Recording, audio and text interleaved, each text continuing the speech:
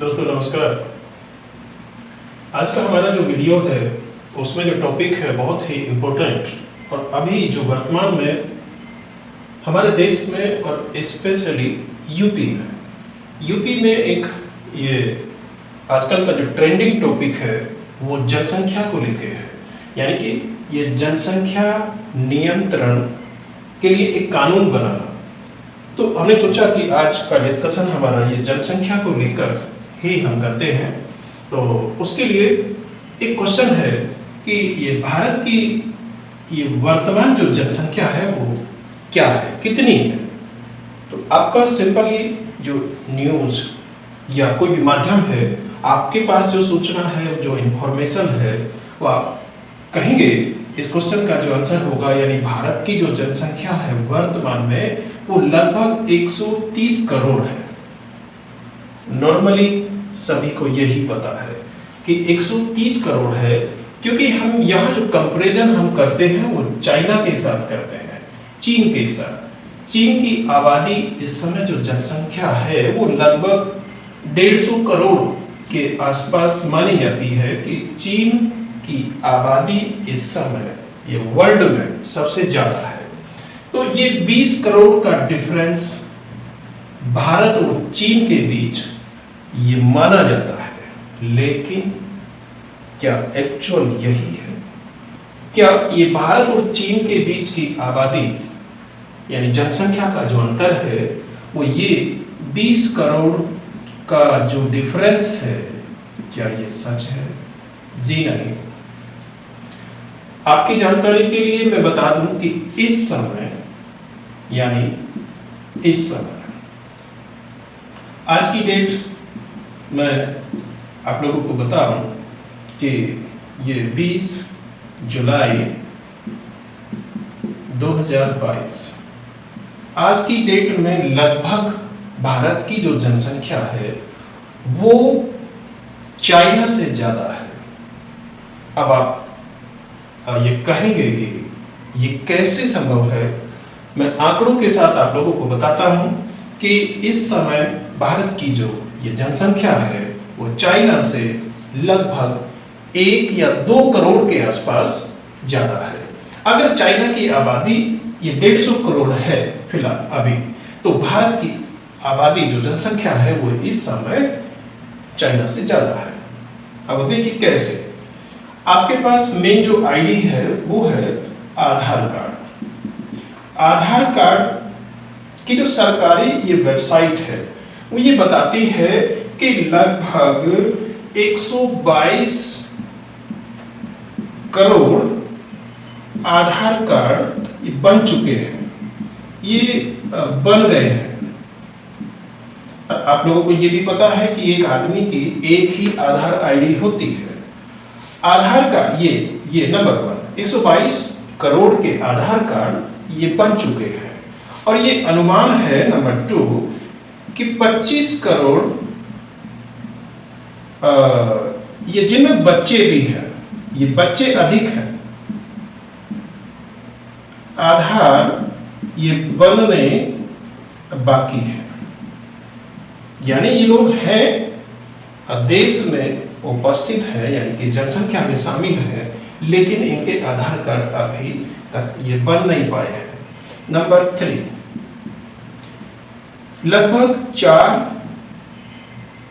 करोड़ ये बांग्लादेशी है। ये बांग्लादेश के शरणार्थी इस देश में है, यानी 4 करोड़ के आसपास ये बांग्लादेशी हैं। और लगभग नंबर 4 1 करोड़ के आसपास रोहिंग्या। ये बहुत सुनते हैं आप ये वर्ड, रोहिंग्या भारत में है। अब कर लीजिए टोटल 2 5 7 और 4 11 12 2 2 4 और 1 हासिल 5 और ये 1 लगभग 152 करोड़ की ये जनसंख्या भारत में है। लेकिन ऑन रिकॉर्ड आपको बताया जाता है कि इस समय भारत की जो जनसंख्या है वो 130 करोड़ है, लेकिन एक्चुअल में सरकारी आंकड़ों के अनुसार ही ये संख्या जो बढ़ती है वो चीन के 150 करोड़ से ज्यादा है। यानी इतनी खतरनाक स्थिति भारत में अभी है जनसंख्या की। तो यूपी का जो ये इशू है, जो ये आ रहा है कि जनसंख्या नियंत्रण होना चाहिए, यानी कि जनसंख्या नियंत्रण पे ये कानून वो बनना चाहिए, तो ये आपके सोचने का विषय है कि बनना चाहिए कि नहीं बनना चाहिए। देखिए, सरकार को ये जनसंख्या बढ़ने से कोई समस्या नहीं है, समस्या समाज को है। ऐसा क्यों है ये भी आपको मैं बताता हूं कि सरकार को समस्या क्यों नहीं है और समाज को यानी आपको और हमें ये जनसंख्या बढ़ने से ये समस्या क्यों है। क्योंकि सरकार तो 5 साल के लिए बनती है और भी बहुत सारे इस तरह के रीजन है, मैं आपको ये 1 बाय 1 करके समझाता रहूंगी। यहाँ हम थोड़ा सा चीन और भारत की तुलना हम कर लेते हैं कि चीन की जनसंख्या, अब आप ये कहेंगे कि चीन में 150 करोड़ है तो भारत में 152 ये करोड़ से ये क्या फर्क पड़ता है। तो चीन की जनसंख्या और भारत की ये जनसंख्या की अगर आप बात करें तो फर्क ज्यादा नहीं है। चीन में लगभग 150 ये करोड़ की जनसंख्या है और भारत में इस समय जो आंकड़े उपलब्ध हैं, जो कहते हैं वो 130 करोड़ है। 130 करोड़ ये बताया जाता है, लेकिन एक्चुअल में 152 करोड़ है। लेकिन हम ये मान लेते हैं ये रफली कि 150 ये करोड़ है, यानी कि चीन के बराबर ही है। अब और क्या क्या चीजों में डिफरेंस है भारत और चीन में, ये देख लीजिए आप कि चीन का जो क्षेत्रफल है, चीन में जो रहने की जगह है, जो क्षेत्रफल है, भारत में उस क्षेत्रफल का 1/3 भाग है, यानी 1/3। चीन का क्षेत्रफल अगर 1 है तो भारत का जो क्षेत्रफल है वो 1/3 भाग है। चीन में इस समय जो बच्चे ये पैदा होने की जो दर है, बच्चे पैदा होने की जो दर है वो है 11 ये बच्चे एक वो मिनट में पैदा होते हैं चीन में, और भारत में इसका 3 गुना यानी कि 33 बच्चे 1 मिनट में ये पैदा हो रहे हैं। अब यही आप तुलना कीजिए कि चीन का क्षेत्रफल भारत से 3 गुना है, 3 गुना क्षेत्रफल चीन का है। वहां की आबादी की तुलना में यानी भारत में ये 3 गुना ज्यादा बच्चे वो पैदा हो रहे हैं, चीन क्षेत्रफल में 3 गुना है। ये अंतर देखिए आप, कहां कंपटीशन है। चीन का क्षेत्रफल में कंपटीशन है 3 गुना और हमारा ये बच्चों में कंपटीशन है 2। अब अगर हम भारत की बात करें, ये पूरा वर्ल्ड से इसका हम भारत का कंपैरिजन यदि हम करें तो ये विश्व का जो क्षेत्रफल है, ये जो है खेती करने के लिए जो कृषि का जो क्षेत्रफल है वो भारत में कुल 2% है। यानी कि वर्ल्ड में कृषि भूमि जो है यानी अन्न पैदा करने के लिए, ये जनसंख्या जितनी भी है उसको खाने के लिए अन्न पैदा करना पड़ेगा, उसके लिए पूरे जो विश्व का जो भूगोल है उसमें जो कृषि भूमि है उसका भारत में केवल 2% है। लेकिन यहां आप आगे चलिए, ये पानी की बात करते हैं, यानी कि पीने का पानी। विश्व में टोटल यदि भारत की हम तुलना करते हैं तो यहाँ जो पीने का पानी है वो ओनली 4% है, यानी कि 4% ही पानी जो है वो पीने के लिए है। और यदि हम जनसंख्या की बात करें, यानी कि विश्व की तुलना में यदि हम जनसंख्या की बात करें तो यहाँ की आबादी ये 20% है, यानी कि ये विश्व का, पूरे संसार का 20% ये जनसंख्या भारत में है। तो कितनी खतरनाक स्थिति है। आप इस चीज़ को समझ लीजिए कि खेती करने के लिए, अन्न पैदा करने के लिए केवल 2% जमीन है। यही खेती की जमीन है, हम जिस पे खेती करते हैं। यदि हम पानी की बात करें वो पीने के लिए, तो केवल 4% है विश्व का, और जनसंख्या हमारे यहाँ ये जो 20% है। तो ये कुछ आंकड़े हैं जो भारत की स्थिति को खतरनाक बनाते हैं। तो ये बहुत जरूरी है कि यहाँ जनसंख्या नियंत्रित हो। मैं ये नहीं कहता कि किस समाज की जनसंख्या ज़्यादा है, किस ये धर्म संप्रदाय की ज़्यादा है। ये उस समाज और संप्रदाय की जिम्मेदारी है उसको सोचने की, या फिर देश की, या देश की ये जो सरकारों की। लेकिन ये मेरा मानना है, और आपको भी ये सोचना चाहिए कि एक समस्या तो है, और समस्या भी ऐसी है कि आने वाले समय में ये और भी ये विस्फोटक होने वाली है, क्योंकि जो आंकड़े आपके सामने हैं वो आंकड़े ये डरावने हैं, वो डरा रहे हैं। अब सरकारों को इस सब की जो है चिंता इतनी ज़्यादा क्यों नहीं है? ये भारत की आज़ादी के बाद से ही ये जनसंख्या पे थोड़ा ध्यान गया था सरकार का, लेकिन उतना सीरियसली ये वो वर्क नहीं हुआ। क्यों नहीं हुआ? ये सारा जो डाटा है आपके सामने मैं रखता हूँ। थोड़ा सा इतिहास में जाते हैं, थोड़ा पीछे जाके हम भारत की स्थिति को देखते हैं। तो 1950 में ये प्रथम ये चुनाव हुआ भारत में। तो 1952 में परिवार नियोजन योजना बनी। एक कार्यक्रम शुरू किया गया नेहरू जी के द्वारा 1952 में। अब देखिए, उस समय जो भारत की आज़ादी के बाद में, उस समय जो जनसंख्या थी लगभग 36 करोड़ थी। तो उस समय का जो भारत था, उस समय नेहरू जी का जो सरकार थी उनकी, उस समय भी ये आवश्यकता ये महसूस की गई कि भारत की जनसंख्या को नियोजित किया जाए, यानी कि एक कंट्रोल वे में आगे बढ़ाया जाए।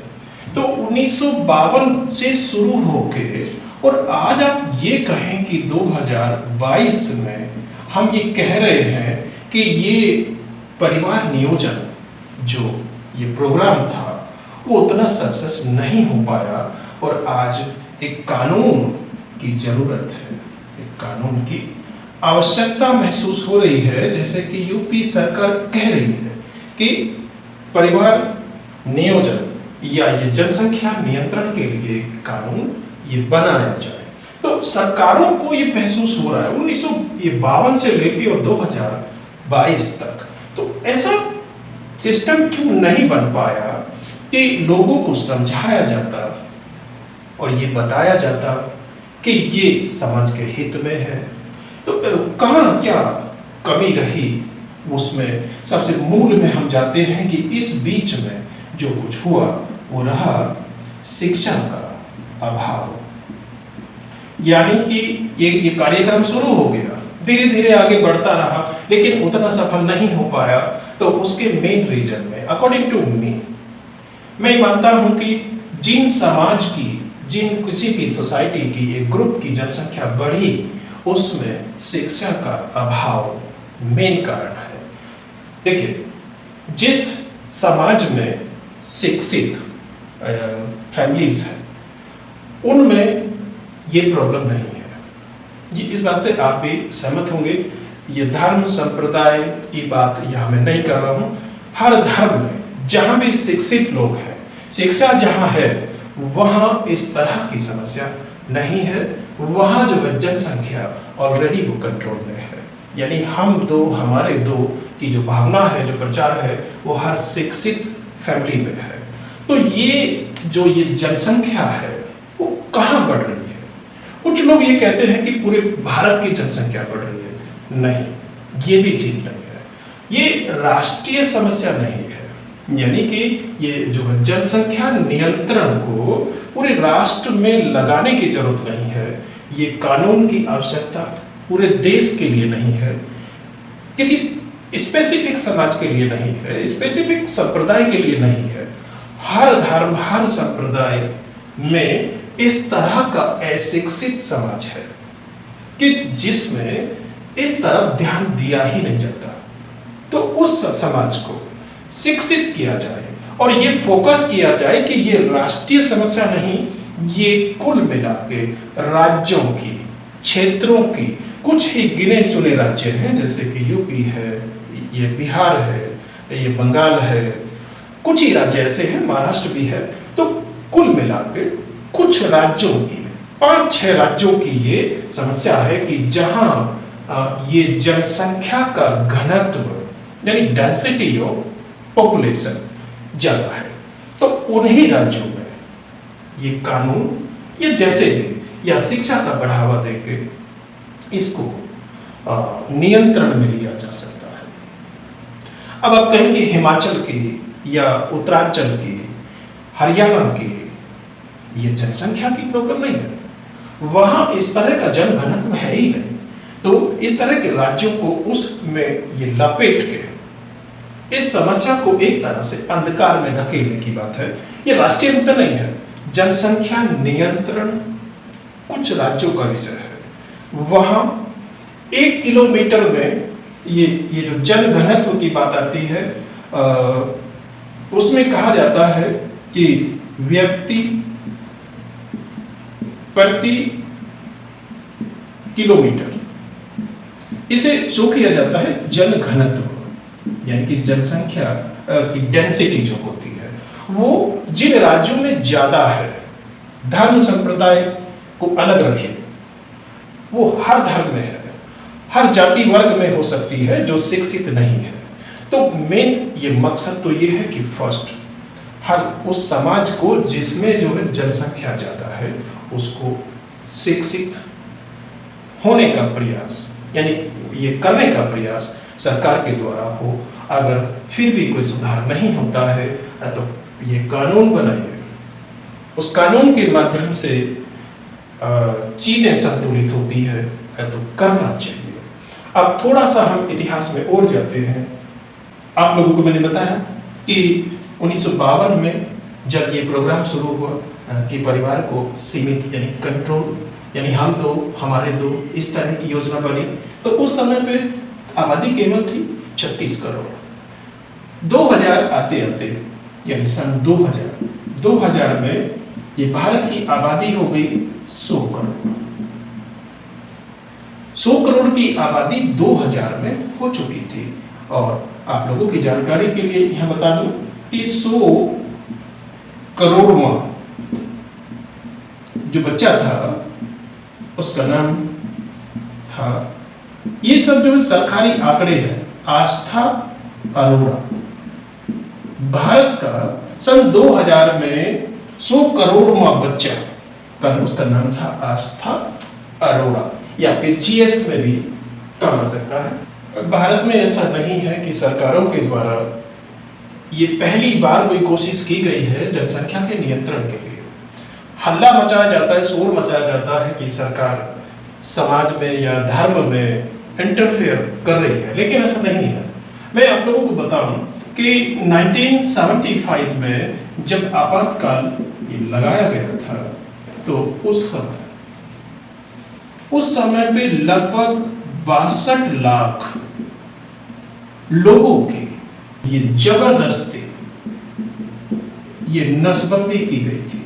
जबरदस्ती उनको जो है ये पकड़ा गया और उनकी वो नसबंदी की गई।